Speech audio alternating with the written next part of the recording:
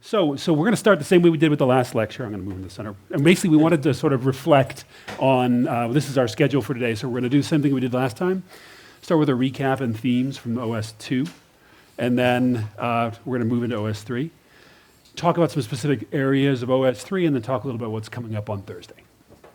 We're going to start, though, by talking about what we did at the beginning of OS 2, which was, what do we hear from the three speakers who came in, and the three practitioners who came in, and what are common themes that we actually heard from them? Let's reflect on that as a bit as a group. Anybody got common themes we heard from those folks?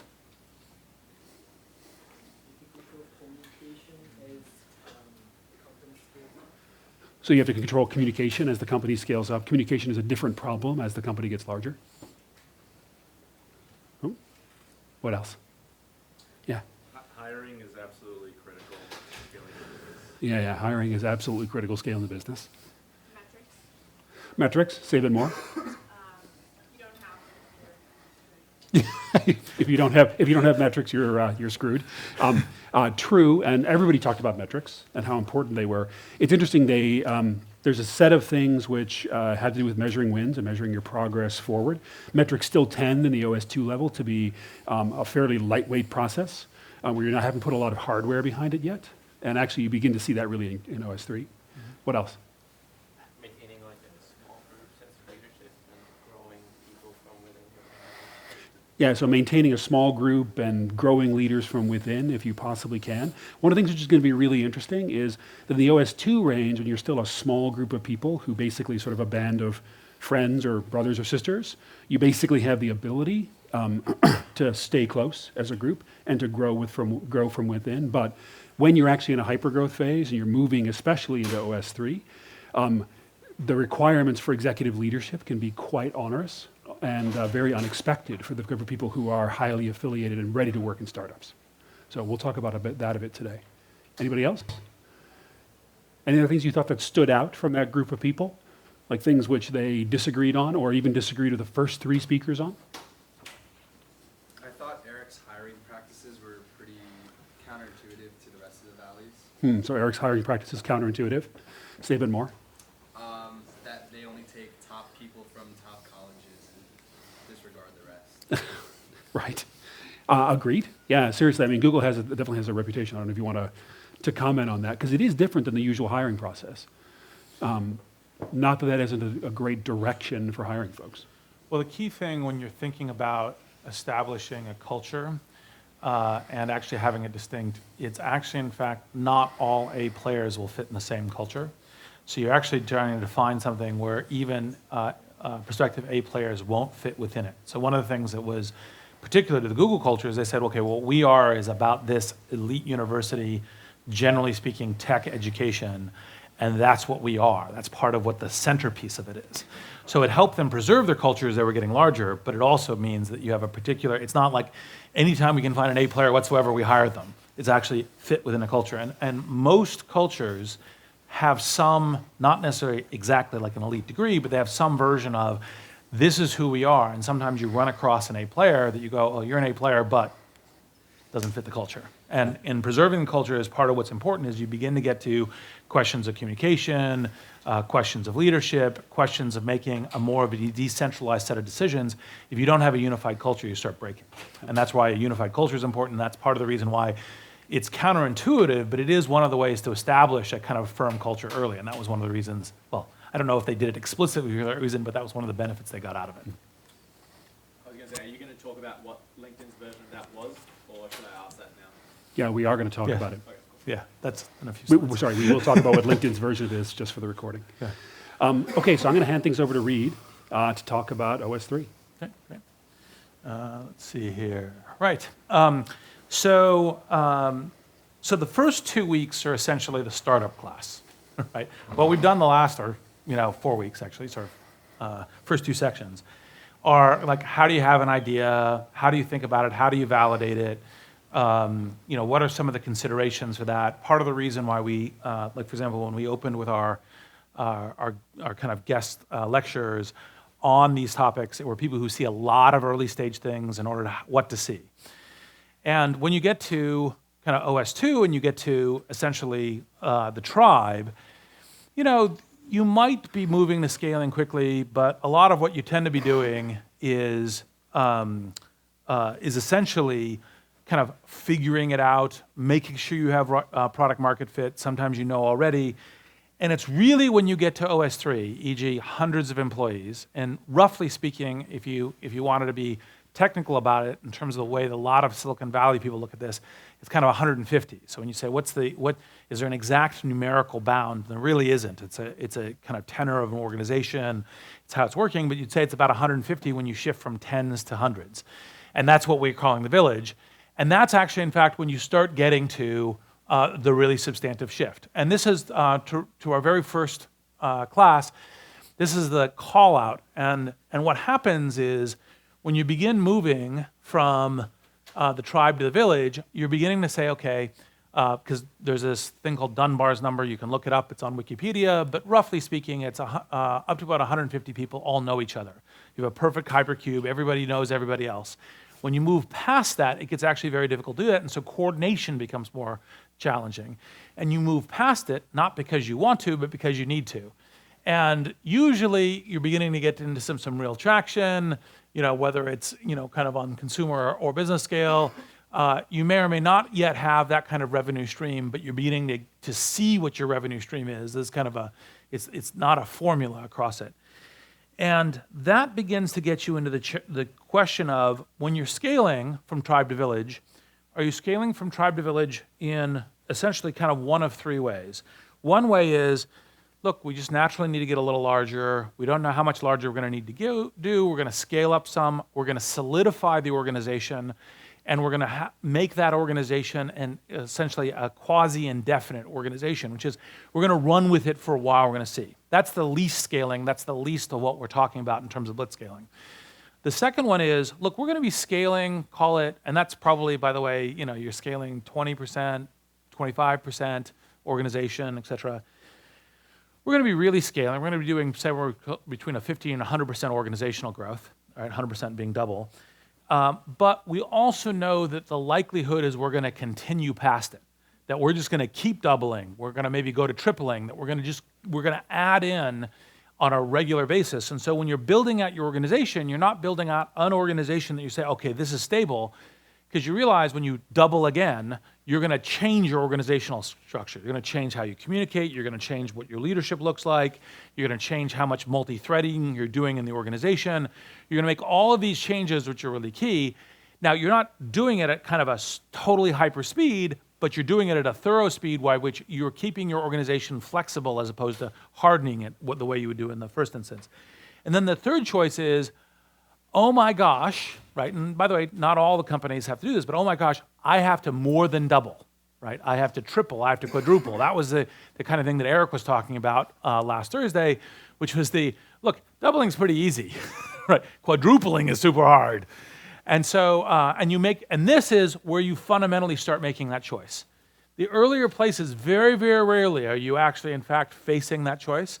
Like in PayPal, when we were doing it, we essentially got to about 80 people and we realized we had to do it. So we actually realized in the tribe, but that was because it was like, you very rarely have a circumstance where, you're getting this compounding number of transactions every day and it's compounding on an exponential curve. And then you just need to go. Usually you've started figuring it out and now you're pushing for scale. And so, to recap, part of the problem you're trying to solve, this is the family versus the household, but yes, right? We're calling it family versus household. We were wrestling with the term. You're trying to say, okay, do I have something that's a unique idea? And do I assemble a few people? Do I try to make it happen? I may even raise a little bit of money, but I'm trying to figure that out. When you get to the tribe, you're trying to say, okay, do I have enough sense of the product market fit that I can actually put on the juice, that I should really double down, that I should try to occupy that market? You may be doing a lot of pivoting in this circumstance. You may be doing pivoting later too, depending on how it plays out. But you're really, generally speaking, trying to figure out product market fit. And then when you get to the village, what you're trying to do is say, okay, what's the, now that I have a sense of what this can be globally, how do I scale it up?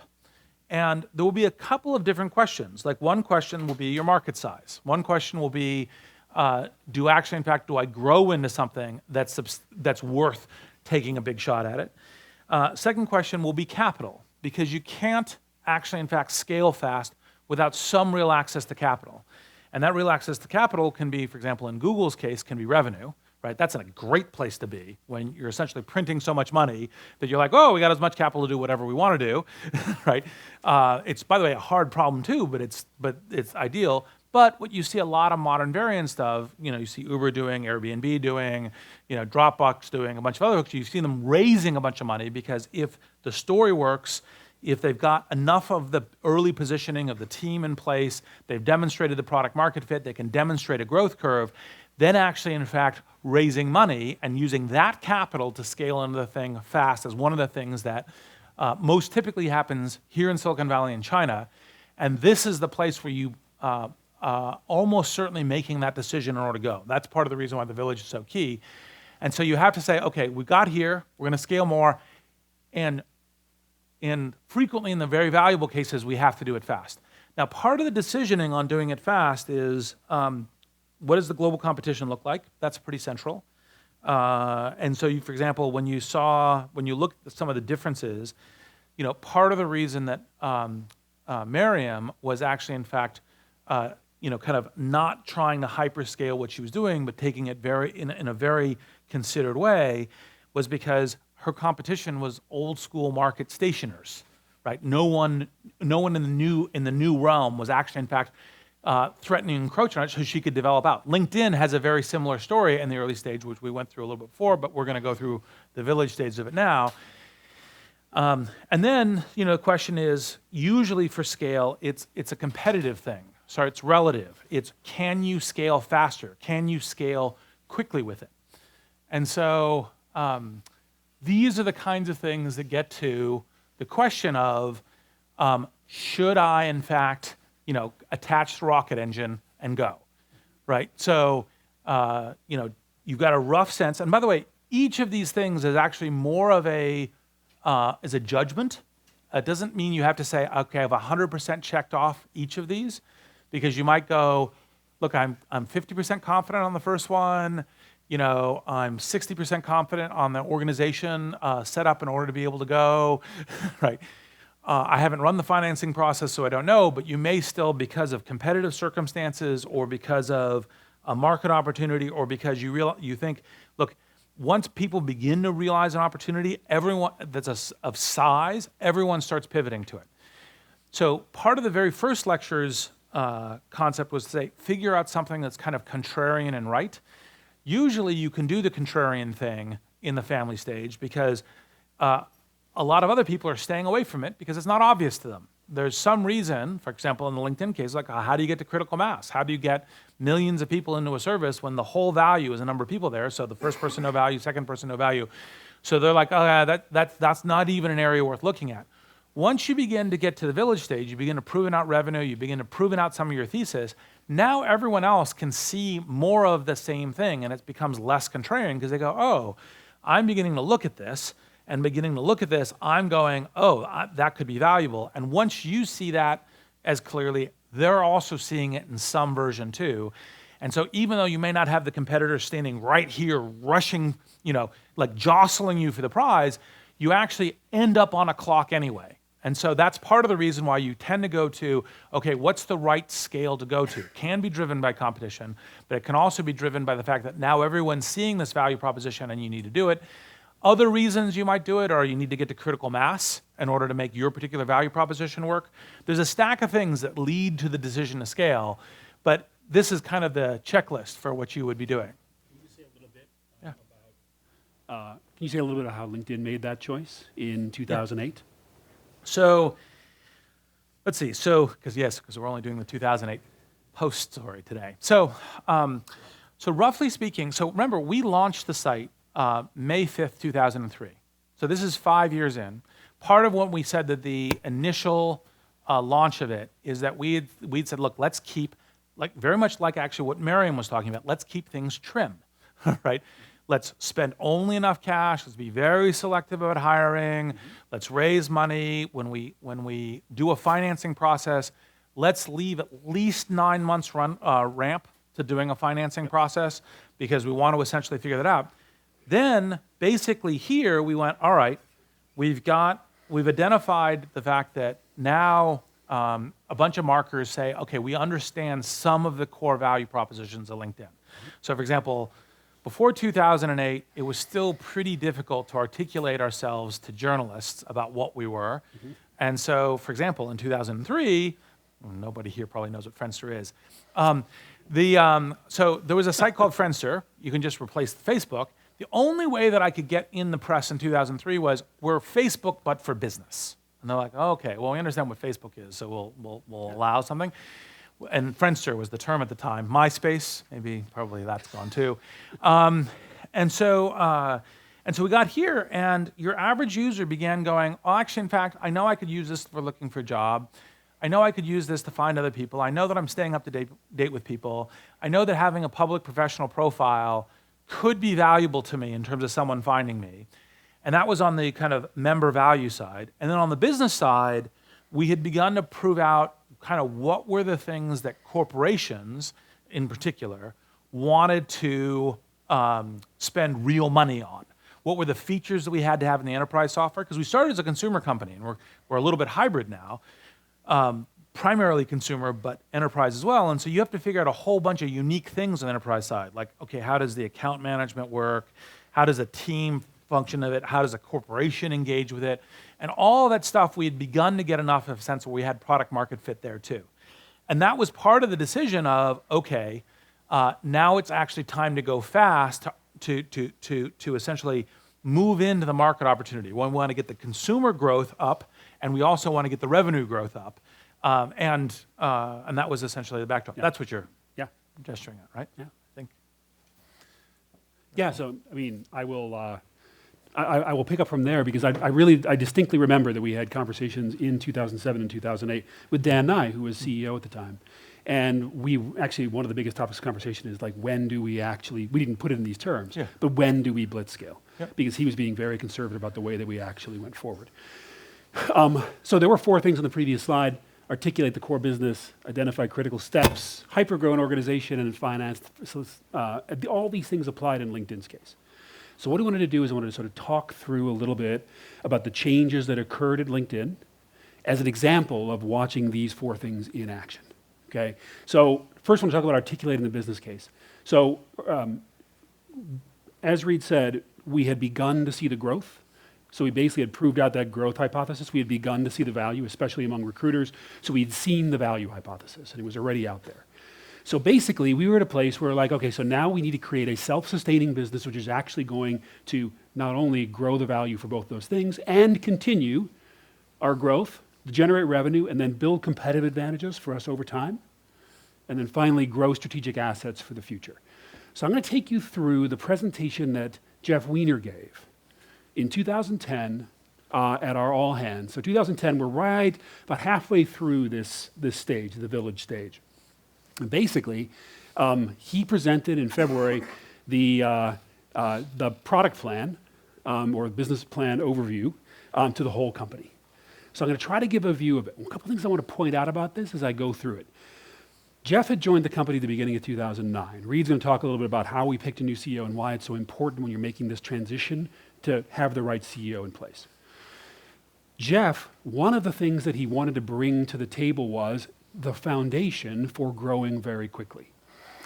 That meant that he needed to communicate very differently with what the company was actually, with the company and the people in the company. So what you're going to see here is something which is a far better, sharper articulation of what this business plan looks like than we ever had to do in the OS1 or OS2 stages. You never need to be this clear when you've only got 25 people in a room working together, but you never need to say anything to that group of people. But when you have, and when the speech was given, there were 480 people in the company. When you have 480 people, you need to talk differently, okay?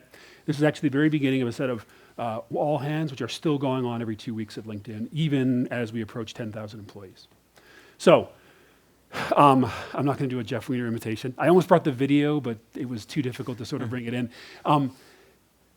For him, articulation, this begins with a mission. In other words, a measurable way of saying this is what the company is actually trying to achieve. This is still the same mission that we work with today, 6 years on. So connect the world's professionals and make them more productive and successful. It's important to have this because this is actually the touchstone which becomes part of daily decision making among the people who are within the company. When you get 400, 1,000, 2,000, 10,000 people in a company, the key bit is, do we have a common language which we can actually use to be able to make decisions, to make sure that we're on the same page? If you actually achieve that, you're going to achieve this, which is the vision for the company, which is creating economic, well, it's really interesting. So one tiny note, Jeff actually realized these words were wrong during the presentation, and he stopped the presentation, he unloaded the PowerPoint, he changed the words in front of everybody, because the proper term is create economic opportunity for every professional in the world. If we're able to achieve the mission, this is what we're going to do. This is our true north as a company. Again, a really interesting rhetorical tactic to be able to make sure that the whole company is both facing the same direction. Then we talk about the strategy. And actually, one thing, Please, yeah. like when you begin to think about that communication, so you've begun to move past an organization of 100 people, 50 people, et cetera. There are now a whole, like if you're a founder of a company or an executive, there's a whole bunch of conversations that are going on that you're not part of. How do you have those conversations largely resolve in the right area where everyone's coherent and coordinated across it? Part of the reason you have to articulate this stuff is because then they go, okay, this is what we're doing. So even though we're not talking to that other group right now, and we're not going to interrupt the work they're doing, because oh, by the way, if you interrupt to constantly cross-communicate, then no work gets done, right? So you go, okay, I'm not going to do that, but I understand that we're both actually heading towards the same true north, and I imagine what they're doing, given that's a true north, this is what they're doing, and I can cross-check it, and this is what we're going to do here. And that's the reason why this kind of thing is so important. Yeah, and there's a whole set of skills which an executive brings in, executive who has familiarity with running a big organization, which took me forever to learn, primarily by observing Jeff. Because basically he made these words, the ones we've seen on these slides and some in the future slides, literally a part of how he managed every day with every person who he actually spoke to. We actually repeated this entire section of the presentation at every all hands for a year after this started. So, connect talent with opportunity at massive scale. This is the key strategy. So here was the understanding about our core business for LinkedIn. The core business was going to be, we've got growth of people. We've got product market fit with recruiters. Basically, we're going to build out a large scale and growing business for hiring, for basically hiring individuals. You have a large pool of passive candidates rather than active candidates. And we're going to do so primarily by driving a sales force, so enterprise sales, rather than by driving walk-up sales, or basically people who are coming up and buying on the website. That was basically the structure. There were two additional pieces. One, continue to experiment and drive towards greater engagement. The greater the engagement across the network, the happier we are all going to be, and that comes out here. And the second thing is there were a set of secondary monetization strategies which went in place. But this was the basic idea: connect talent with opportunity at massive scale. We don't really talk about this so much now because we've moved past it. Our competitive advantages. These are the moats, as Warren Buffett says. These are the moats that basically he's asking the company to broaden. So first of all, focus on business rather than focusing on the personal. Continuing to grow the critical mass. You remember we saw those pictures with people holding numbers? Well, we had 60 million people by the time he actually gave this presentation. Build network density, people among it. Make sure we concentrate on data, specifically on profile completeness. Primarily strategic objectives, continue to focus, double down all the time on collecting and basically having information about professionals in order to drive our recruiting business. Second, drive engagement through being a source of insights. And this was going to be our business opportunity. He drew this bullseye on every whiteboard in the entire building. I know it's a little hard to read. These are actually screen grabs from a video. So, hiring solutions was the center of the bullseye. So we had a very specific focus. We had lots of businesses we could get into, but we had a specific focus we had to get right first, and that was going to be hiring solutions. Then surrounded by a set of marketing solutions products, which is these outside three rings. And that all sort of boiled down to a set of operating priorities, which starting from the top is build a world-class team, scale software and hardware, focus on products, monetize, and then basically expand globally. So what Jeff was essentially doing here is he was articulating what the overall vision for our core business was going to be, and establishing a layer of culture and a way that we were going to work together from that point on. Yeah, please. When you first saw this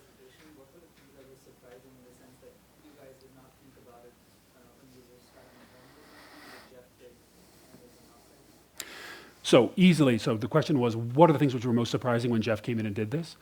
So one thing which was surprising was the clarity and sharpness with which he expressed all this stuff. We had attempted to do that before, but it was usually experimental.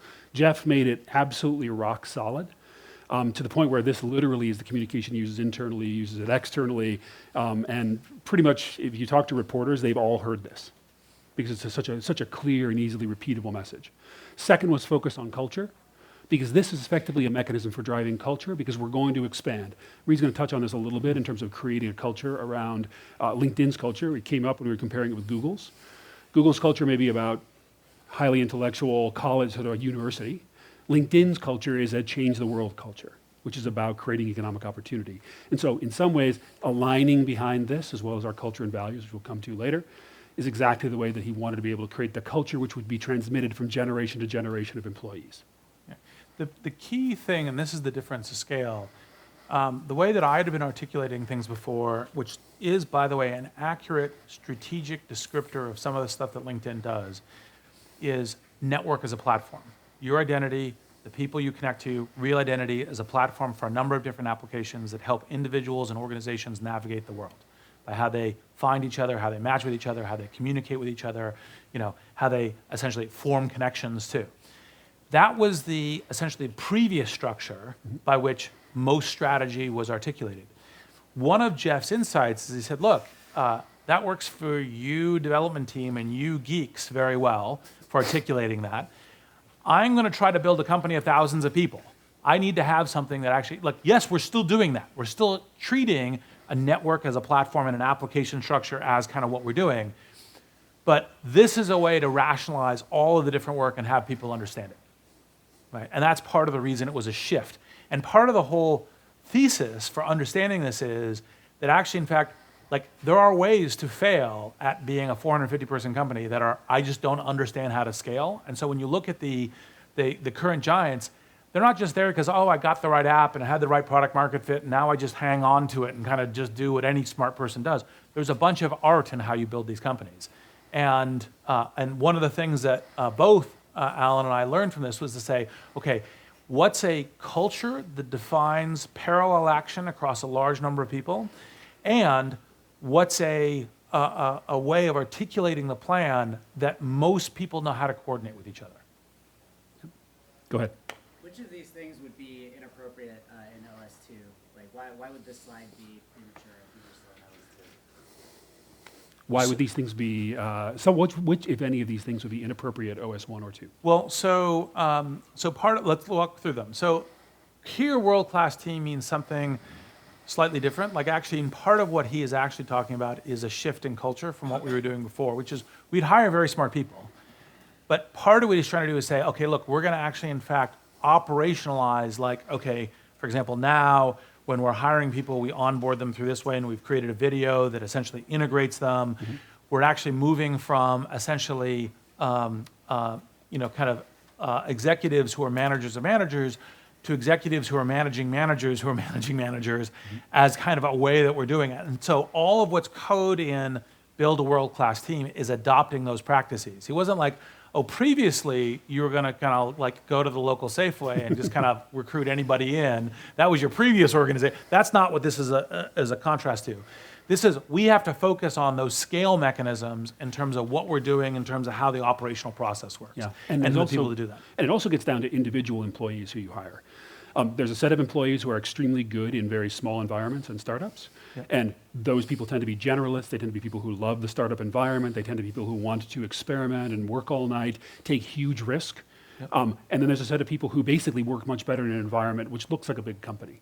So part of building a world-class team means hiring the right set of people for scale, whether you're an executive or not. Yep. I don't know if you wanted to say something about generalist, specialist, and the transition here. Well, and this again wasn't on Jeff's mind, nor perhaps this theme was not on my mind until I started constructing kind of what this kind of playbook looks like and why this is actually to some degree the visible secret of Silicon Valley. But you hire generalists the whole way along this kind of scale up, but what you're doing with them and why you hire the generalist and what the generalist does is different because you're getting a lot more specialists that do different things, including, for example, specialists who are managers or specialists who are executives.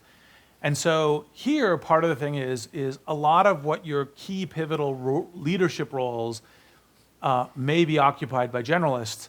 Either they're going to have to learn to be specialists and then start doing that role as a specialist, right? Or they're going to have to move to other roles, right? Yep. Because part of what generalists allow you to do is be flexible, attack a new problem, figure something out. We had a number of them in the organization, we still do. But when you're saying, okay, what we're really actually trying to do is take this organization and now grow it by 300% and have it operationalize on a certain set of metrics and dashboards, all while improving its operational efficiency while doing that, that tends to be people who are very expert at that game versus the people who are kind of going, well, maybe we should do it this way, or maybe we should try that, or maybe we should try this, and that kind of thing, which tend to be more generalist. And so that's the kind of the specialist general. Although that's a truth about scaling. That's not necessarily what Jeff was saying on this bullet. On the second one, I mean, for scaling hardware and software, one of the things in the OS 1 and OS 2 phase is that, generally speaking, what you're optimizing for with your technology is you're optimizing for agility.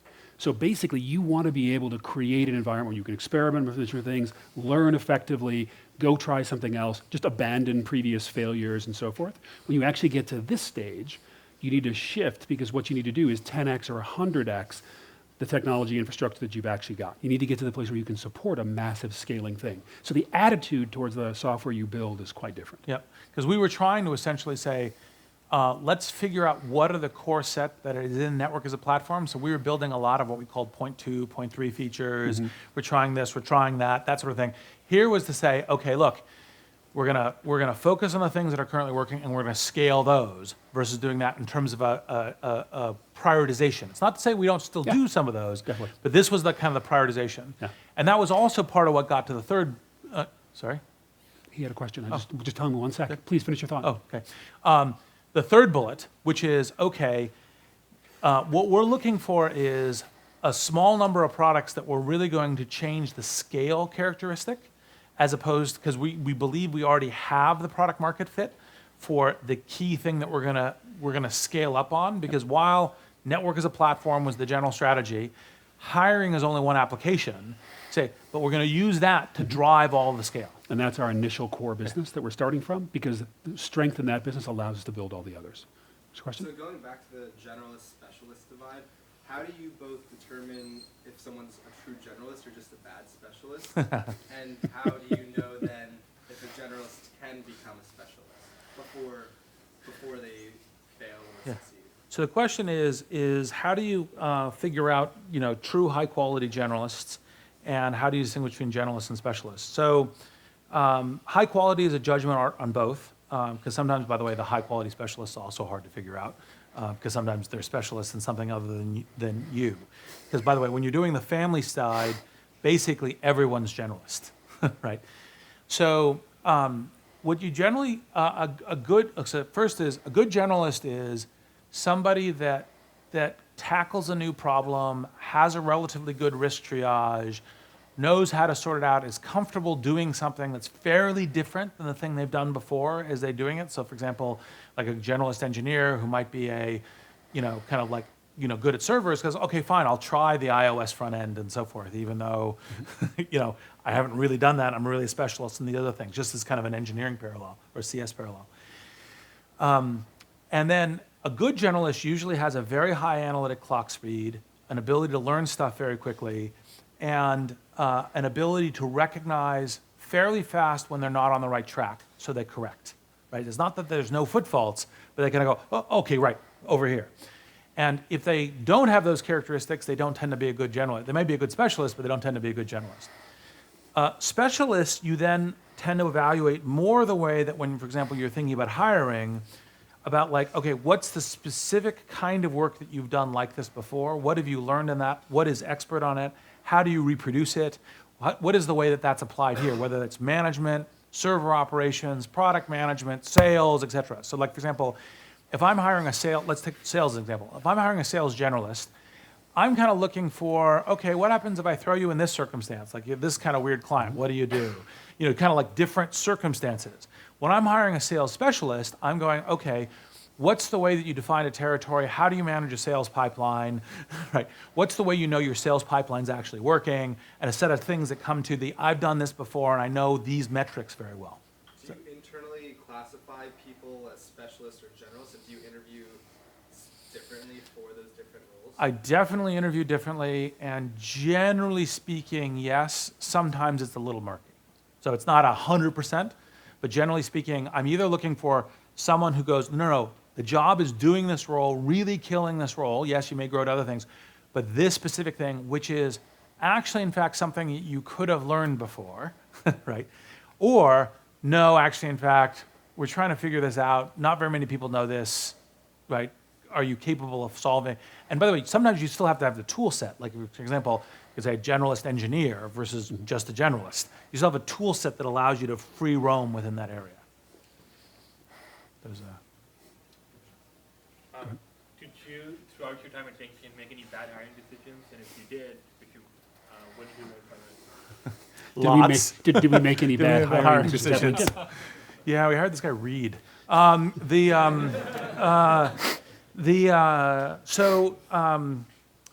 you have a couple of different choices in your scaling in terms of hiring. So one is you can go, we're going to hire relatively easily, but then we also have to fire fast, right? So that's one way you can actually do an organization. The other one is you have to hire much more carefully, and you still always tend to fire too slowly. You should fire faster, but you're kind of more careful on that. Most of the organizations that I tend to participate in tend to do the second versus the first, because you're trying to build also a community and a team. And if you're churning people out, or it kind of feels like, the axe falls pretty fast, it's very hard to have that kind of teamwork fall. There are high performance organizations that do the first pattern though, right? The only thing I would add is that, so it's one thing you have to take into account is the movement from stage to stage. So when you hire somebody for a specific stage, you know you're moving on to the next stage and the next stage, and you know the requirements for what that person can do is going to change over time. So the person you bring in for OS1 and OS2 might not be able to make the transition to OS3. That doesn't stop you from hiring them. You still try to hire the best person you can to get through the stage you're in right now, and then hope you can grow them in the next time around. And part of the whole point of what we're hoping you guys in the world is learning from this is when you hire someone, for example, at a tribe, and you go, look, I don't know if they're going to get to the village level, right? You've started thinking about what that question is, because you're starting to gather data even when you're at the tribe level. Because part of the question is you may have a person you really want to keep who is no longer going to be the head of that function when you get to the tribe level or when you get to the city level. They're not going to be that anymore. And so your only hope of keeping them is you start that conversation early. If you walk up to that person and say, look, I really know you think of yourself as the head of engineering, but really, meet Sue, meet Bob, they're the new head of engineering, they're lost. They're not going to stay in the organization. And so part of being able to have the lens ahead, and by the way, I will also get back to the bad hire question, but when you get to the lens ahead and you're thinking, I know this is coming, is this person likely to be able to get it? It's almost like an investment thesis. And if they're getting it, then you're giving them coaching, and you're trying to get them there. But then sometimes what you're doing is saying, look, I'm trying to preserve them in the organization. I'm trying to get a path that makes them feel like their own personal mission is being done, but they understand when I'm going to go hire a new head of engineering and that will be a collaborative effort. And understanding going into that means that there's very good people at, say the tribe level going to the village that you're then trying to preserve. You will not preserve 100% of them. Some people will go, my whole identity is I'm the head of X, and you're taking that away from me, and that's not going to work. And by the way, again, when you're thinking about this lens in advance, you go, oh, that's where their identity really is. And when I get there, I'm either going to have someone who's not going to work, and I'm going to put them in temporarily for that because it's not going to work, or I got to be planning on trading them out. And that's part of how you're thinking about growing the org. And that's part of the reason this is real work and not just kind of like, oh, well, look, we hired another 100 people. For those of you who are working on hiring for startups, though, founders are a different class here, because founders always associate their success with the success of the company and not with their success in a given role. So basically, founders tend to be willing to make changes later on in order to be able to continue to contribute over time. That is not necessarily true of people you would hire at the tribe stage or beyond. The short answer on the quickening of the cycle on the bad hire decision is the heuristic that I frequently use now is, now that you get more data, would you actually, in fact, from today, hire them again? Now that you've worked with them, and if you don't actually really answer that question yes, start figuring out a graceful parting of ways, right? Like, so, and that's the kind of trigger. It's like, no, it's just like stocks. Like, okay, no, a hold is a buy. Would I buy now? Right? And that's kind of a proxy for all of the different things that go into, is it a good hire, is it a bad hire? Is like, is the chemistry good? You know, do they understand this? Do they have the right risk tolerances? Do they understand? Sometimes you just kind of like, and by the way, this is true for everyone in the organization, including me, you know, at these stages, sometimes you just shut up and row, right? You go like, okay, when do we just need to get through this? And understanding that. And so, and there's all kinds of things that lead to that. There was a question also, yes. So 60 million users at this point seems like a lot. So why did LinkedIn not have to scale before? Or like, why didn't it scale before? Well, so one of the key things was before we knew, because remember you have to scale on capital, before we knew that we would be able to massively grow the revenue line in consonant with it. We were always trying to grow the overall user base, and we're using techniques for that. But until we knew that we could actually essentially get a strong revenue capture, reinvest that revenue in the general consumer internet, and that would happen, then part of the risk you make, so for example, one of the reasons, like I wrestled a lot with the term blitzscale, and the reason is that there's some good and interesting intellectual parallels to the term blitzkrieg. People look at blitzkrieg and they go, World War II, Nazis bad, right? And you kind of go, okay, not ideal in terms of the term. But actually, in fact, there's some real parallels. And one of the key innovations that was made in blitzkrieg was that prior to blitzkrieg, all war was done through a supply chain. So it was, you only extended your front as far as your supply chain could do it. So you had a maximum speed you could advance your front. What the essential innovation in blitzkrieg was heck with the supply chain. What you can carry, go fast. What blitzkrieg ultimately meant is once you got to the halfway point to your intended battle, at that point, you cross that, you win or lose big, right? If you lose terribly, like because you have no supply, you have no backup, you have no, you run out of ammunition, you don't have food, you're just going to collapse when you get there. So at the halfway point, you've kind of made this point of, I'm gambling, or in the parallel that I frequently use for startups, I'm jumping off the cliff and assembling an airplane on the way down. And similarly, when you're beginning to do the scale, you're like, okay, now I'm going to really crank up my burn rate. I'm going to hire a whole bunch of people. I'm going to really make a go with this. And if you're wrong, it's pretty painful. It may be death. If it's not death, it's a massive retrenchment and loss of opportunity. And so it was like, okay, let's make sure that actually, in fact, we have a capital engine through the revenue that actually can do the scale up. And that's essentially what we were looking for. So last question, and then we'll move on. So it's interesting that you talk about Jeff and Eric mentioned Cheryl. Do you have a thesis on whether bringing in that outside leader is a critical element or correlated with companies that can make this leap, or whether the old team can adapt on their own? So, You want to repeat the question? yeah. Oh, yes, thank you. So the basic question is, look, we're talking about like Jeff Weiner, who we brought in, at the Village stage.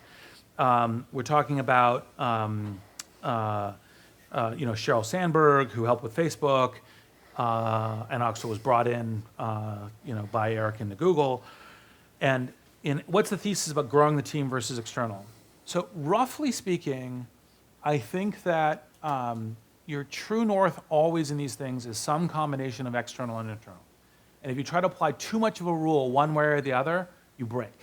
So if you say it's all internal, you tend to only drink your own Kool-Aid unless the people have had a lot of experience themselves directly scaling before, which, by the way, is a relatively rare experience because the number that go from here all the way up is actually, in fact, relatively few. Plus, you may not be modernizing. You may not be figuring out what does the current market look like? What does the current talent market look like? What does the current go-to-market strategy look like? And that new blood is actually very helpful for that. So the people who go all internal and no external have a problem. The people who go all external tend to lose a lot of people who are like, well, what we've been thinking intensely about this problem, 100 hours a week, we're emotionally committed to it, we'll we'll basically roll around in coals for this in order to make this work. And so if you lose them, and so the whole art is how do you figure out where it is between those two pillars, right? And some of it comes down to founders and the key team recognizing what their strengths and weaknesses are and what they can do and what they need to have. And part of the reason why you have external folks like board members and investors is to help be that, kind of dialogue critique. It's like, look, maybe you should think about this is why, and so forth. And so, for example, when you're founding a company, the question you don't want to ask is like, oh, am I doing all right? You want to say, can I be doing better? Am I hitting it? What do I need to be doing better? Because you want to have an accurate judgment of this. Because if you don't have an accurate judgment of this, you're likely to fail. You'd rather hire somebody and succeed. And actually, in fact, that was one of the things that was both super impressive and watching from, because Peter Thiel, Mark Pincus, and I all kind of invested in the very first round of Facebook, watching Zuckerberg grow. Because he was trading out execs as he was going. He was going, oh, that's good.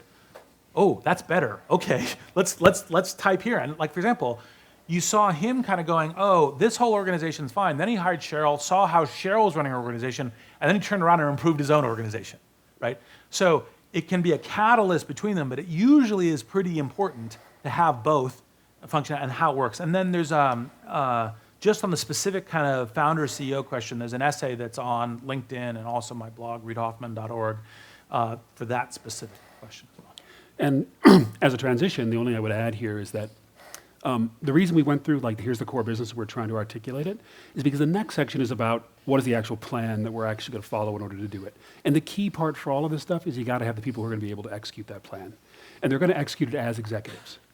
And basically, that's the most important consideration on a per person basis. So I'm going to move forward on this. Just very quickly, please, yeah. just 2 seconds. So this was, we were experimenting with a lot of different things, because remember, we're staying agile. Yeah. So this was focus on a few, and that was part of the scale up, and that was why it was different to that earlier question. And then this was, we are massively focusing on going international. And most of kind of blitzscale stuff is you go global. There's very little blitzscaling stuff that isn't going global. The primary exceptions to that are within China. Mm-hmm. Yeah. And neither of these played a big role in the first 2 stages for LinkedIn. Yeah. So I'm going to go to the next section, which is about critical components. So if you've got a plan, which is basically about, like we had for Jeff, that Jeff went through, what do you actually need in order to do it? And almost always there's a set of critical components which you actually have to focus on. You don't have to focus on everything. So as always, you're growing. We've only got 480 people at the time we're doing this. You can't do everything perfectly. So the question is, what are 2 or 3 things you have to get right? And for us, those 2 or 3 things were product, go-to-market, and engineering. So I'm going to go through these really briefly. One thing I want to note about this is that each of these 3 plans was presented by a brand new executive to LinkedIn. So all of those people were people who were basically hired in at the OS 3 level. Okay? So the first one was our product plan. I'm not going to go through the details on all this, obviously, we don't have time, but this kind of organization where we see technical foundation, viral growth, professional identity ecosystem, insights, and monetization. This kind of organization was something that we had never seen before at LinkedIn. We'd never taken this analytic an approach to doing anything.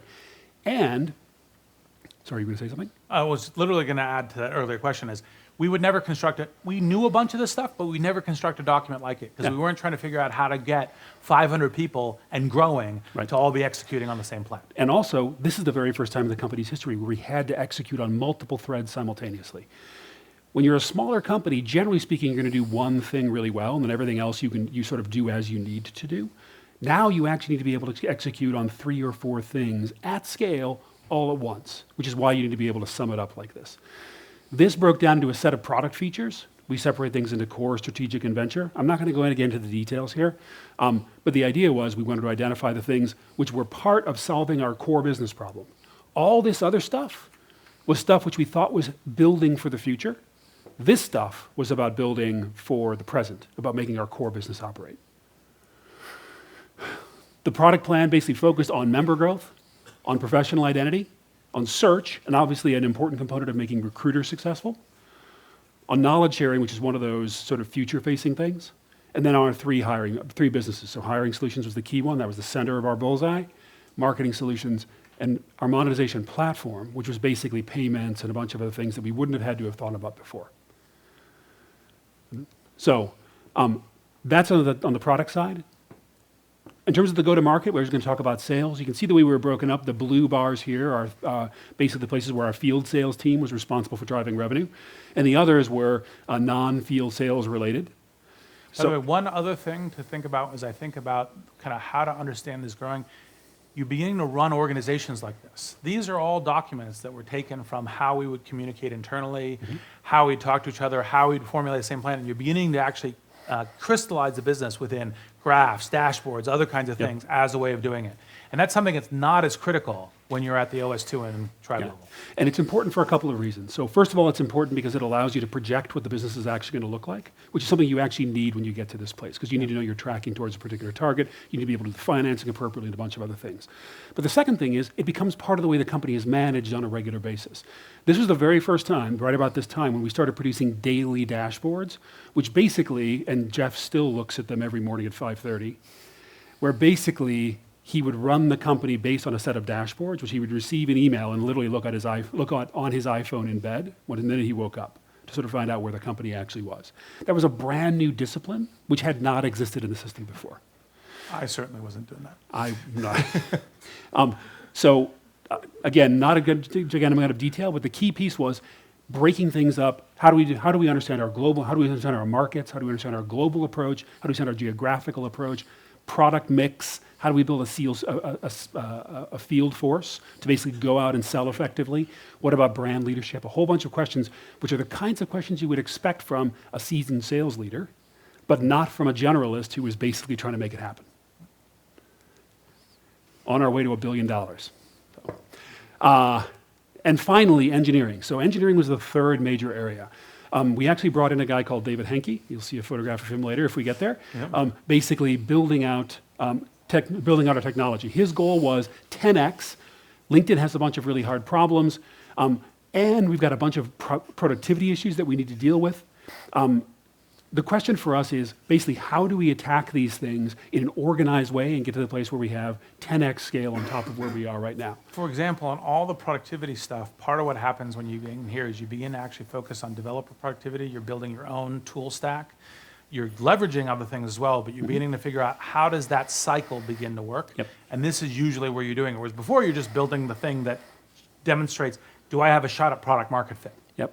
So the first thing was like building uptime, and then we got this selection of things. You can see tools and productivity, distributed computing, security, disaster recovery, a whole bunch of things that you never think about in the early days. But when you actually have a business built on top of it. Or you think about thinly. Or you think about very thinly at the very beginning, which you didn't think about in depth, but now you actually have to.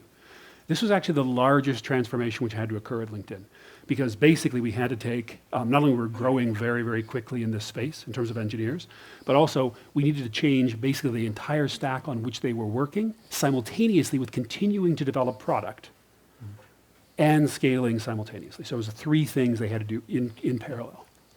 And all scale companies do that. That's not just LinkedIn. Yes. This was a quote from our original head of engineering, Jean-Luc, who had moved over to a new role, which we can cover later. Go ahead. About how many engineers were at this point? I don't know. I have the number in here, the exact number. It's about, at this point, it's about just under 200. Sorry, that was how many engineers were there at the company. So if the process of growing the engineering team, transitioning the stack, and building the product, Yep. and the process of going to market more aggressively to scale, Yep. if these two processes are going on simultaneously but independently, Yes. did you make sure you weren't selling something you didn't have ready? Or is that not a problem? Well, Better to be selling something ready than more. so with all these things going on simultaneously, how do you make sure you're not selling something that you don't actually have ready? The short answer to the question is, the whole reason that we brought in a process where we could concentrate on simply on three things and have tight integration between those three executives, so as to make sure we didn't lose coherence between those three things. We had a very specific pecking order between the three of them. Product said, this is what we're building. Technology said, this is what we're actually able to do. And sales sold only the things that were actually produced. But it was a very clear understanding of what the cascade actually was through them, which actually made that system function. Okay. So I'm going to turn it over to you to talk about organization. Yep. So part of what, when you begin to say, okay, Village, OS3 has been where you really begin to identify the scale challenges. This is one of the central places where you go, okay, do you have the right CEO? Are you the right CEO? Do you have the right CEO? Because you're not just thinking now, you're thinking what happens when it's 1,000 people, 2,000 people, 3,000 people. Because the mistake people frequently make in organization stuff is they say, okay, let's wait until it's all broken, then try to fix it. That's much harder.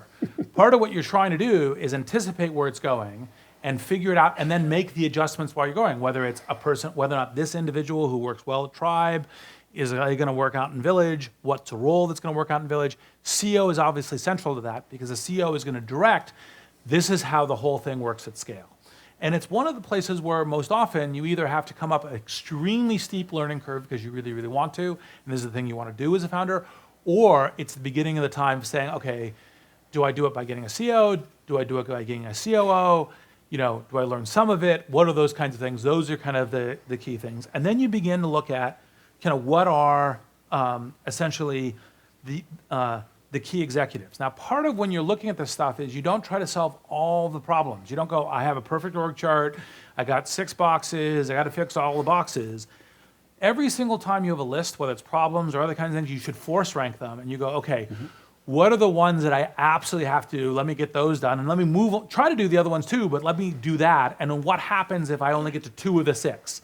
What am I going to plan on doing? Now, part of the role of generalists and people who've been around the organization a certain amount of time is that sometimes they can fill in on some of that stuff. And that was, like, for example, one of the things that I had been doing, for, what was it, 2 years was I head of product, something like that? Anyway, something along those lines. So, and then you kind of look at, okay, are we capable as an organization of doing it? You begin, here is actually frequently where you may have hired your first HR person at Tribe, you may or may not, but now you've got an HR function that you actually have to get to grow, and it has to work well and has to be partnered with all the different functions in a good way. You have to actually, in fact, now start thinking about, okay, it's not just we all know it, but we actually have to have some documentation of it. We have to have some understanding of how, so people aren't surprised by other people's work and it doesn't trip them up. And then you have to be thinking about what does this mean for the early organization in terms of doing, and then how do you essentially use dashboards and metrics as a way of doing it. And so one of the things that I had done is I had hired, because I knew pretty early that I'm good at product and business strategy things, but didn't actually want to grow a large organization, be the CEO. I'd hired a guy named Dan Nye. Dan did a spectacular job. He basically said, okay, you got there at 65, let's start actually, in fact, putting more structure around this versus just trying to solve, only the product market fit problem, had grown it. But then one of the things, when Dan and I were talking about, we realized that one of the things that was really core to the strategy of a scaling large organization was to say, you have to have an affinity with the exact problem. The CEO has to essentially embody this problem's, product market fit. And so Dan was, kind of a classic excellence leader, a classic enterprise person, and so forth, yet we're a consumer site first. And so when we were talking about that, we said, okay, what we'll do is we will actually have me step back into CEO. I was like, look, but I've got all these organizational kind of, things where organization process does not work spectacularly well under my direction because I'm always getting attracted to whatever the new most important fire is. Alan has been burned on this a number of times. Hey. Right? And so we'll bring in Jeff to help me. That then very quickly moved to, Jeff should be the right CEO. And then we put Jeff in as CEO. And this is kind of a way of understanding kind of how quickly you had to be working on a number of different problems to keep an organization with high cultural morale and coherent in terms of doing this. And this one in particular shows these are all the people who essentially, all the red was in all of these different functions for recruiting were the new people. And just to be clear, this was joined in 2010. This presentation is from May of 2010. Yeah. So this is the first half of the year hires within the recruiting team. Yeah. And so that's because the question is, as you're scaling this team, it's actually non-trivial to be getting the right people in, keeping the right culture, keeping the right communications, and there's a whole bunch of work that goes into that. And so these are kind of some of the topics that we were essentially, this is again pulled from internal slides, that we were like, okay, here's the thing that we need to do in order to be able to work well together. And this is kind of what the hiring ramp looked like. And I guess that's when we really started our real big intern program too. Yeah. As I now First year of it. Yep. Because we were trying to figure out how to continue to scale, and the intern program was a way of doing that. So do you want to do this? Or? Yeah, so briefly, so you can actually read this on LinkedIn in completion. you go to Jeff's profile, you can find it from there. Basically, the idea was that Jeff knew from the very beginning that if we were going to grow really effectively, one of the things he had to do is make sure that the values and culture of the company were communicated via the hiring process.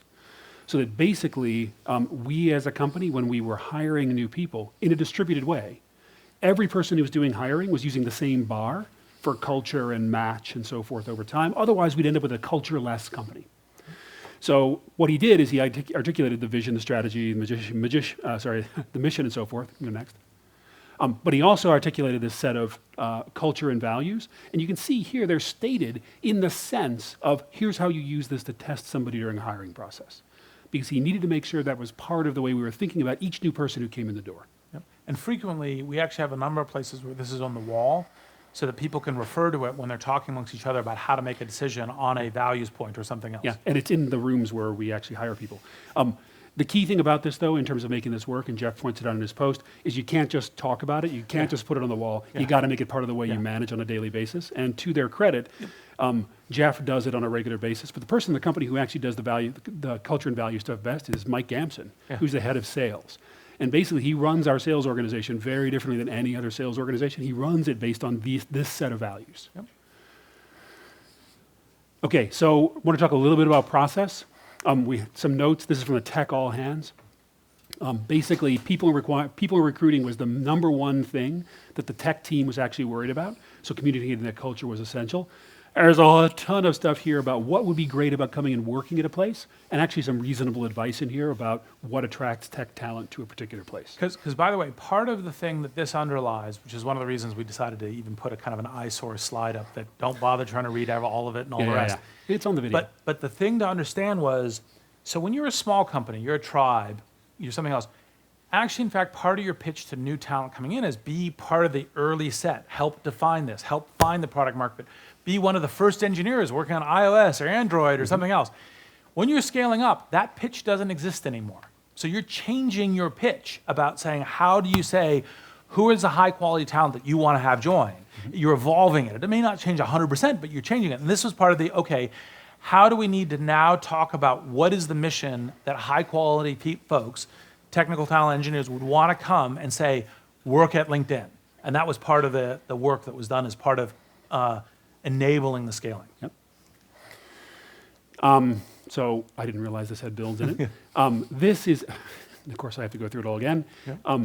This is a set of things which was a part of a discussion the team was having because we moved into the world of process. Again, you don't need to read all of it, but basically the team, which is now a little over 200 engineers at the time this slide was written, were basically in a position where we couldn't effectively work together anymore. We had too little structure, too little understanding of the way the pieces came together, and we had a build system which looked like this. A release system which looked like this. And believe me, it was just as painful as this diagram is to read. We spent years chasing after the right kind of release system before we got to the place where we essentially have DevOps today. But this reality is where we lived. Getting these processes right is absolutely essential to letting 300 or 400 or 500 people work together. Okay, so, sorry. That's David Henke. Yes. And he's reminding us that when we have a spike like that, that means the site's throttling, which was happening back in 2009, and that can't happen anymore. He looks angry, right? Yep. All right. All right, so now the other part of going into scaling is to make sure that you have enough capital. And so one of the things we said is, all right, we've got money in the bank, we've got millions of dollars in the bank, but we're about to throw in the gas. We think we have a good scale product market fit. You never are at 100%. You're always at some percent. We probably thought we were at 85%, but what if you discovered it was 60 or it takes an extra year or so? So we said, okay, what we should do is we should raise enough capital to smooth out a challenge. Because by the way, doing that before you're in the challenge is actually much less painful again than when you're in the challenge. And so I went out and kind of raised the Series D, which is the last one. Now, many of you may be familiar with the LinkedIn Series B deck, which I published, and you should. If you're not, you should be. But this is essentially, there was a deck, which I will go through a couple of the slides, but part of what happens when you're actually getting to scale, you're able to articulate your pitch very succinctly, right? And this is this is what the company is, this is what we're doing, this is what to do it. So when you go down here, you say, for example, why do you have email addresses? Well, that's because, look, our viral engine actually, in fact, if people choose to invite people, we can actually still be growing and inviting people. It's not actually kind of tapped out. And we have a number of people who are all connected and interacting with each other, so that's likely to happen. Here's a summary of what a kind of a revenue growth, has been. And so you're like, okay, where does that lead to? And you kind of build a model and you kind of talk about that. You say, look, we got very smart people behind us. And then you go, okay, here is the key thing about why this is an interesting business model. We essentially have no cost to customer acquisition. We're growing high. We have a high margin because it's all digital goods. You go, it's highly scalable because we can just replicate it to as many people as possibly can happen. We have network effects on what we're doing, and there's huge markets in each of these things, because this gets back to the network and apps, like recruiting is one app, but so is kind of what is business media, what is services, what is sales, there's a bunch of things, obviously a bunch of this stuff, who knows if we'll ever get to. And then the other part of pitching is when people are like, look, I haven't really studied your business, but I want to know why to be excited, it's the analogy. And this was covered in the Series B, as you say, look, here are some valuable companies, and this is how we're like them. Right? Doesn't mean we're going to be exactly that, but this is a way of going, oh, right. If you're right about one of those analogies, I want to be an investor, right, is essentially the pitch. And so this gets back to, because remember, we had shifted, and part of the reason we included this slide is we said we shifted from how we were articulating it from the internal plan that we're managing, but this was still the network as the platform was the key way that we're driving the strategy. And part of the thing that we're going to get to is say, okay, how do we essentially, look, we're already in this thread. This is the capital that we're trying to raise in order to really scale our business model and get this compounding. This is kind of the key path to doing it. Then you kind of get to, all right, so is it a bunch of kind of random people? Your numbers look big, but they're not that good. So frequently when you're pitched, because you're thinking about why would they want to, and then what would their objections be? Part of their objections is, do you have good people? And it's like, yes, look, here's the thing you can send your analyst to go check about what's going on. And this is, 2008? Yeah, right. So we can also, by the way, part of the reason to include this is we're saying, look, we can get more into the media business than we currently are. This was 2008. This is well before influence and everything else. Most of these strategy plans tend to be long laid. They don't necessarily, each tactic is not thought of, like influencers was something we thought about relatively long on, but we said, we have a network as a platform, we have a professional identity as a platform, what kinds of things we can do? We can help people figure out what kinds of business information is most relevant for them.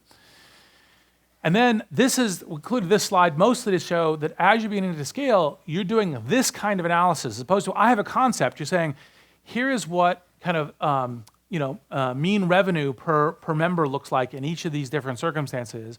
Here's what we think we can possibly capture, and then here is current revenue projections, and here's if we get a certain things right, and we talk about those things being right. Actually, it's funny, we haven't done this. We should go back and cross-check how much of the upside. Yeah, we should do that. I haven't done that. I mean, this is a long time ago.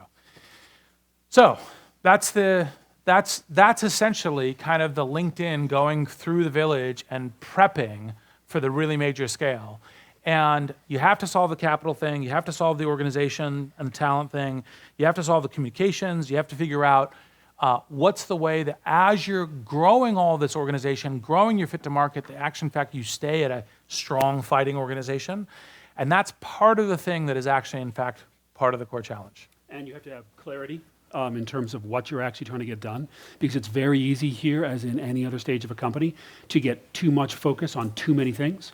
So getting down to a single thing and making sure that it's right and doing what's necessary for that is a key part to actually navigating this section of a company's history successfully. Questions? Oh, please, you go ahead. No, doesn't matter. Go ahead. How many companies, or what percentage roughly, fail at this stage, and actually is failing at this stage fatal, or does it just mean you need to try it again at a slower rate or changing some of your assumptions? What percentage of companies fail at this stage, and can they go back and do it again? Or Well, so what happens, it depends a little bit on what your competitive landscape looks like for a lot of these companies. So there are a bunch of companies that fail at this stage. Sometimes it's product market fit, sometimes it's technology. Friendster, I think, fundamentally failed at this stage, right, as an example. technology in their case. Yes, it was technology in their case, plus a kind of an inability to pull the organization together. There was a lot of Yeah, that's infighting fair. as Yeah, they very true. grew. There's actually a ton. I don't know what the exact percentage is, because we all tend to look at like the success biases. We look at the ones like this and say, oh, those ones work. But like, you know, like part of like you think Friendster's gone, MySpace is gone, right? There's Orchid reached the scale. Orchid, yes, Remember Orchid was Orchid? definitely, yes, I remember Orchid. I mean, so there's a ton, and right now we're only within the social space, which is this place we were watching carefully. You tend to look at the same thing within e-commerce and a bunch of other things. So the short answer is there's a lot of different failure things. Some of them is inability to manage the scale stuff. Sometimes it's other things too, but there's a lot of failures at this point. How did you approach launching a new location? Like you're going international, you're starting to focus. The viral loop, I imagine, is very different in each location you're going. So how did you redesign that viral loop? How did you make it work? Do you want to? The short answer is we didn't redesign the Yes. viral loop. One of the things which is a bias for early companies is that globalization happens. It just might Especially happen. internet companies. And especially for A little internet- bit different for enterprise, but yes. for sure. So basically, on day one for LinkedIn, this was way back in OS 1, we were half international and half US, and we never dropped below that ratio. So globalization just sort of occurred. That was before we translated the site or any of that kind of stuff. So the viral mechanism all remained the same. Now, it doesn't function, as you say, the same everywhere, and the places where it doesn't function in the same way are places where our growth has been extremely slow. And it's more in the last couple of years that we've started actually, in fact, doing the specific changes for it. Because part of it also is we were still getting such good growth from email. So it was like, okay. Yeah. It wasn't the absolute top problem. So in terms of like fundraising, because you talked about the fact that you're trying to blitzscale to outcompete some of your competitors, how do you not fall into the temptation of doing what a lot of, especially in the current climate, of just raising so soon and raising so much, just to be able to outspend your competitors? Can you repeat it a little bit? Yeah, so the question is, you know, given when you get to a spot, what's to slow you down from just raising a ton of money and using a bunch of capital to outcompete? Well, I think you have to think of a couple different things. So by default, you actually raise more capital than less. So if you say, I can't get to a coherent answer, I just raise more capital. Because the more capital gives you more optionality. There are problems that come with it. Sometimes exit prices, sometimes a lack of discipline in what you're doing. Sometimes, you know, kind of what are the expectations of the new investor? Like all of those things can actually complicate your execution. So there are downsides to it. But by default, you say actually a bigger war chest, intelligently managed, is better than a smaller war chest, right? Now, one of the prices is obviously dilution, so depending a little bit on what the price and everything else happening. But part of the reason in the last couple of years, the general thing has been, well, look, go for it if you can get the capital, is because the valuations are high enough and enough capital. You say, look, I'll just run for it. And even if my valuation is above what I should be, I'll grow into it, using the capital as a way of making it happen. And that's fine as long as you actually, for example, on the pile of capital that you're currently raising, if winter comes, you could get to a break-even state, because part of what also frequently happens is that once you look badly capitalized, it's very hard to raise additional money, right? So those are all the kinds of factors that go into it. Now, for us, we kind of said, all right, each of our fundraisers was not actually trying to, in fact, manage as much capital in the company as possible, because we were steering into a very different area than the other companies that were fundamentally doing this massive capital rise and running, we're going at. Because we had this notion of professional identity and network as a platform. In our early stages, like family and tribe, most of our competitors thought it was companies were the primary thing, not individuals. We were the one doing individuals. So it's kind of like if they were right, it doesn't really matter if we raised 2x the capital or they raised 2x the capital. If we were right, again, also doesn't matter, because it was kind of a different thesis. And then when we got to the Series D, which Bain led, we were, okay, we now view that it's a market opportunity and we're going to go for it, but we were doing kind of more the intelligent, the kind of the reasonable scale blitzscaling versus ultra blitzscaling. We weren't doing the hire people desperately. We were opening up a number of offices, and we were beginning to experiment with that, and we were taking the communications burden that came with it, but we weren't like for example, we could say, well, you know, look, if it took an extra month or two to make that hire, that's not actually, in fact, deathly for us. The only other comment I would make is that sometimes when you're raising here, you're raising with different uses of the capital in mind. So acquisitions is one that we didn't talk about here. Yes. It's pretty common during OS3 to actually acquire Yes. small companies specifically to fight over talent. Yeah, specifically acquihires. We didn't put it in here because we didn't talk about it today because LinkedIn didn't make any acquisitions Yeah. during OS3. Yeah, I wanted to circle back to your point about hiring someone and being unsure of what other organizations are going to the company. So my first question is, when you're at the family or at the five stage, do you only hire people who think will be able to make it to that stage? And then if you are hiring people that aren't able to, you have a very explicit discussion that is, kind of confrontational, saying, hey, I don't think you're really up to the benchmark that we need to get those cases, and if not, I'll replace you. So first question is, when you're the family and tribe stages, you hire people that can scale to village and beyond, or village and up. That you're hiring deliberately in advance. You're hiring for it. And then the second question is, if you know that you're hiring, because some of the people you know that you will are very uncertain will get there, do you have the hard conversation? And the short answer is, there's very few people that you actually have 100% confidence. It's like a confidence interval. It's very few that you go 95, 98. Like this is gonna happen. Like when I look back at LinkedIn, some people broke earlier than I expected, and some people went much further than I expected. It happens that way because it's new challenge, new circumstance, your own judgment. So, but part of that is then what gives you an ability. If you have your conversation with people where you say, look, it's not an entitlement. It's not guaranteed you're going to be there. For example, part of the way that I talk to people on LinkedIn is not I'm going to be the CEO all the time either. We are defined by our mission about what we're doing and how we're being successful. And your job of me or your manager is to give you good feedback and give you traction on that. And if you start the conversation gently early, you have a much higher likelihood of getting to a positive result. Right? So if you essentially go to someone and say, look, this particular part of your job, even something you particularly love and hold on to, isn't actually going to survive, right? Let's have a conversation now. Go away, think about it for a couple of days. Let's have another conversation about it. While you're having a conversation, you're articulating to the person, look, this is what you're really good at. This is why I really would love it if you were to stay here. This is why you still have a great mission if you were doing these things. So you're articulating it. You're not saying, oh, you just can't do that. You're like, look, here are all the things that are really good. And ultimately, one of the techniques that I use as a manager is I say, look, I'm not asking you in some like metaphysical sense to 100% agree with me in terms of what I'm saying in terms of judgment, but this is the way that we're running. So it's not like you have to say, okay, great, I'm really not very good at that. But fine, you can say, I think I'm better at that than you do, and then just continue playing and we'll see how it plays out. So those are the kinds of things that play into those kinds of conversations. Oh, and then the very last piece of it is, you're almost never hiring, like as part of not knowing the scale, you're almost always hiring a certain percentage, call it, it could be 50, it could be 70% of people who you know are really good at this stage, and that's the stage you should be solving for. Like you should be 100% good at this stage, and you don't know about the next, and so you're targeting this stage generally. Yeah. So let's pause there because we're a little over time. Take one last question. One last question is great, and then we also want to talk about what's coming next. Thanks. And I could piggyback Yeah. on that one. So, what percentage of people did you guys end up firing, or like if you could give a range? Was it highly uncommon, or was it, 1 in every 5?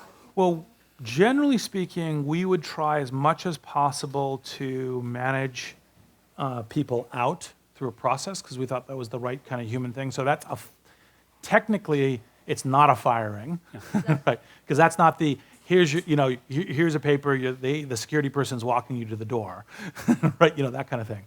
So we had relatively few firings, I think, because we made a real effort to try to do that. We did have a lot of people that maybe probably half per stage, third per stage. Third. I think probably third. Third, right, roughly, that we were kind of going through that way. And that means like, hey, you're really good at these things, how about you focus on those more? And then over time, you end up Yeah, or like, hey, this isn't really what you want isn't really going to play out here. Let's try to make it work so it works for both you and for us. And like, I've had more conversations like that than I can remember the number. So. Okay, so let's talk about what's coming on the next 2 weeks. And by the way, we can come back to questions on this Yeah. all throughout the class. So it's not a speak once forever. And we'll be around for a Yeah. couple of minutes afterwards for like follow-ups. So Selena from SurveyMonkey and Patrick from Stripe and Nira from Nextdoor. I don't know if you want to give an introduction to any of them at this point. You're going to meet them all in the next couple of weeks. Yeah. So the high line is SurveyMonkey. Most people who are operative in the Valley actually know it's a super interesting company that has a very interesting business model. It's somewhat stealth to everybody else. They may have taken the surveys, but don't understand how big the business is. Selena is the person who grew the product and engineering team for doing it, and it's interesting. Patrick Collison is the CEO and co-founder of Stripe, which is kind of the next generation of payments. And Nirav Tolia is Nextdoor, which is social networks for neighborhoods.